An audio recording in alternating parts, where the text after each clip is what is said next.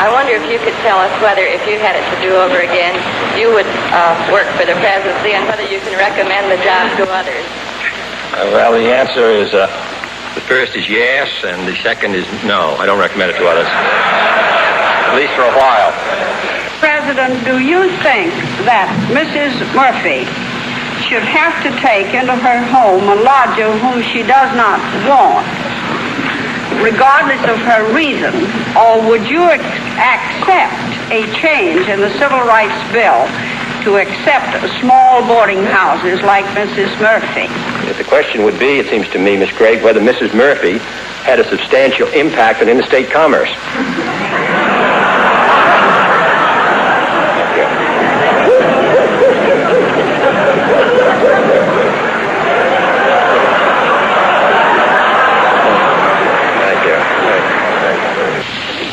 Mr. President, ever since you permitted the telecast of press conferences, a great deal of attention has been paid to little things that occur, especially in the home offices of newspapers.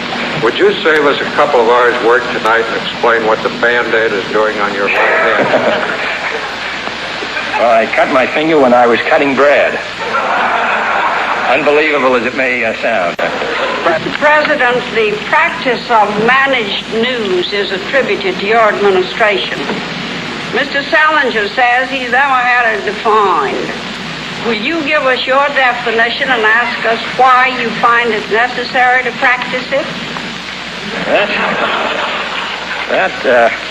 You are charging us with something, Miss Gray, and then you're asking me to define what it is you're charging me with. I think you might... Let me just say that we've had very limited success in managing the news, if that's what we've been trying to do. And perhaps you'd tell us what it is that you object to in our treatment of the news. Are you asking me? Yes. Well, I don't believe in managed news at all. I thought we ought to get everything we want. Well, I think you should too, Miss Gray. I'm for that.